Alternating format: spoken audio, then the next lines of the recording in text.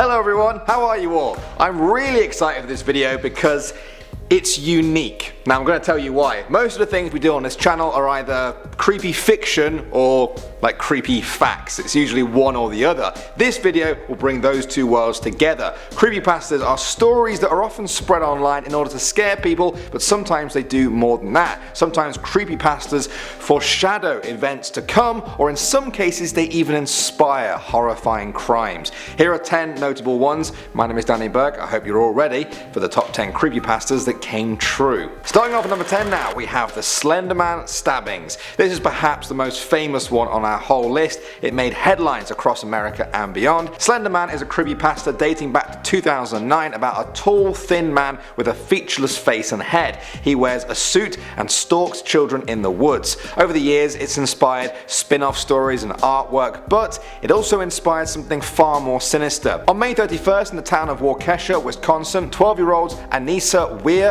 and Morgan Gieser lured their friend Peyton Leutner into the woods. They then stabbed her 19 times in an attempt to kill her. They later told police that they wanted to prove their loyalty to SLENDERMAN so they could become his proxies, prove his existence, and prevent him from harming their families. They believed the only way to do this was to kill a human being. The victim was found by a cyclist after she dragged herself to the side of the road. She survived the attack after 6 days in hospital. Moving on now to number 9, we have the black-eyed children. This is an urban legend turned creepypasta about paranormal creatures that resemble children between the age of 6 and 16. They have pale skin and black eyes, and they lure people in by posing as hitchhikers or panhandlers. The origin came from Texas reporter Brian Bethel, who first described an encounter with two black-eyed children in Texas in 1996. Since then, it became nothing more than an urban legend or even just a creepypasta. In 2014 though, things seemed to step up a level when a paper in the UK ran stories about alleged sightings of black-eyed children.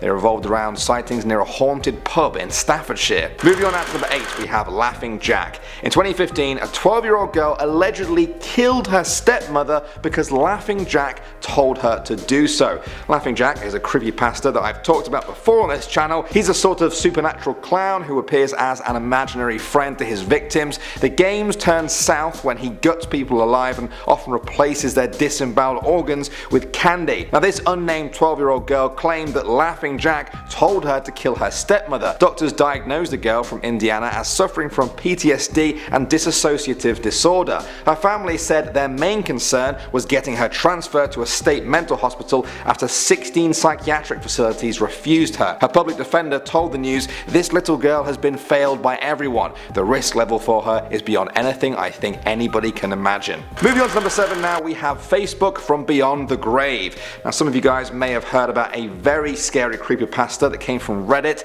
It was titled, "My dead girlfriend keeps messaging me on Facebook. I've got the screenshots." It's really creepy, honestly. I recommend you all go and read it if you haven't done so already, and it's exactly as the title sounds. Well, a real life version seemed to happen in South Carolina in 2016. Real estate agent and serial killer Todd Colep kidnapped Carla Brown and her boyfriend. He posted on their Facebook pages in an attempt to make it seem like they hadn't been kidnapped by him. Their family and friends didn't know the truth, that Colep had killed the boyfriend and had Carla chained up in a shipping container. The creepiest thing of all though was that some of the last Facebook posts he made on their accounts were lyrics from Hotel California by the Eagles. They went, "Last thing I remember, I was running for the door. I had to find a passage back to the place I was before. Relax," said the Nightman. "We are programmed to receive. You can check out anytime you like, but you can never leave." Alright now guys, moving on to number 6, we have SLENDERMAN 2. That's the name I'm giving to this second SLENDERMAN inspired story in our video. In 2014 there was a story about a mother from Ohio who was stabbed by her 13-year-old daughter in the kitchen of their family home. She claimed her daughter assaulted her after she became obsessed with SLENDERMAN. She told her local news station, "I came home one night from work and she was in the kitchen waiting for me and she was wearing a mask, a white mask." The mother suffered multiple injuries, including a puncture wound on her back. She also said her daughter daughter was someone else during that attack. Moving on now to number 5, we have CANNOCK Chase. That's the name of the small town in Staffordshire, England, where this story takes place. It's also the same one where the black-eyed children were sighted that I talked about earlier in the video. In 2015, residents started reporting real-life sightings of SLENDERMAN this time. They described him as a lean, shadowy spirit with blood-red eyes. His clothes were Victorian in nature, and he visited people in their homes. One woman, Pie Green, said, "I was awoken just before 2 AM by an odd scratching noise in my bedroom. To my astonishment, there was what seemed like a sphere-shaped shadow by the edge of my wardrobe. As I tried to get out of bed and investigate further, the shadow began to stretch towards the ceiling. It was at that point I found myself faced with the most disgusting and horrific creature imaginable. It was about 8 feet tall and had a white face with razor-sharp fangs." I think the creepiest thing of all though is that she wasn't even the only person to experience a visit like that. Moving on to number 4 now, we have the Revolution. In 2014, Gerard and Amanda Miller murdered police officers in a Las Vegas pizza restaurant before covering their bodies in American Revolutionary War flags and a swastika. They then killed another local shopper before turning the guns on themselves when the police pinned them down with gunfire. Neighbors said that Miller also donned the costume of SLENDERMAN when he walked around his apartment complex. He used to go around talking about murdering cops,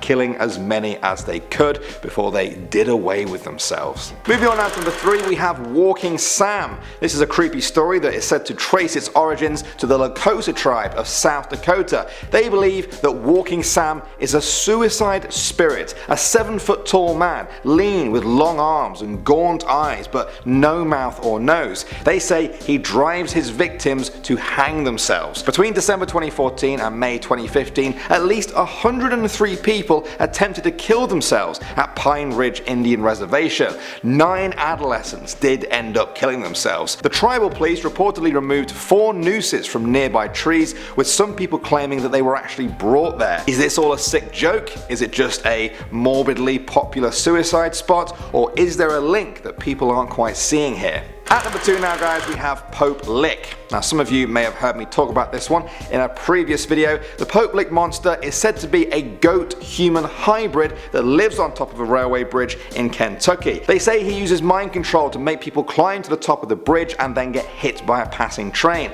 Over the years though, people began to argue that this was more than an urban legend, that the story had an ever-increasing body count. There are 2 confirmed cases of people dying on or below the bridge in 1987 and again the year after. In 2016, a couple from Ohio went searching for the monster and were not able to get off the tracks in time when a train came barreling down towards them. The boyfriend was able to save himself, but his girlfriend was killed instantly. And finally at number 1 now, we have The Intruder. One of the most famous creepypastas out there is titled "Aren't You Glad You Didn't Turn on the Light?" If you haven't read it, honestly, go and check it out. It's a good reminder about how scary things really can be in the dark. I won't spoil it for you if you haven't read it. What I can say though is something quite similar to the story happened in real life. In 2014, a 16-year-old girl from Cheshire in England said she received a text from an unknown number that simply said, "I'm watching you."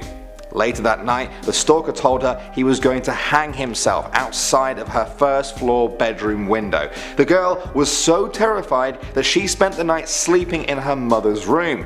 During the night, she received a text from the stalker saying he was in the house. She didn't believe him, but she was still terrified. The next morning, she went into her room and noticed some of her shoe boxes under the bed were poking out a little bit. When she looked under the bed, she found her stalker was there asleep. Luckily, that gave her just enough time to go and get her mum and for the police to be called. Alright, that was a bit of a bombshell to end on. That's all out of the way now. Thank you very much for watching guys. We're now going to go right into our comment segment to read some comments from you all. This one came from my dark web creepypastas video. Joseph Dagoat said, "Yes Danny, I missed you." Well, thanks Joseph, very nice of you to say so. I often see people saying things like this about how they miss us, and I get confused because we don't go anywhere. Landon, Rebecca and I all appear on the channel about 4 or 5 times a week. You'll never go more than 2 days without seeing one of our videos on the channel, but maybe that's all it takes for some of you guys to miss us. which is sweet. Next up now we have a comment from Gabriel Johnson, which reads, "The saying, playing with fire, really comes to mind. There is true evil existing in this world, and when foolish people think they can play with it, you are going to be burned. You need to be digitally packing when you dive into the deep or stay away. It's ridiculously sad that people can't figure this out." Strong words there from Gabriel, but I totally agree. Too many people sort of get attracted to the dark web and end up going down a pretty shady path. The weird thing about dark web creepypastas is that although they scare a lot of people away from the dark web, they still end up attracting a few people to it, if you know what I mean. Some people are just very hard to scare, I think. Alright everyone, that's all I've got for now. Leave your comments on this video if you want to appear in one of these segments in the future. Thanks for watching as always. My name is Danny Burke and I will see you all in the next one.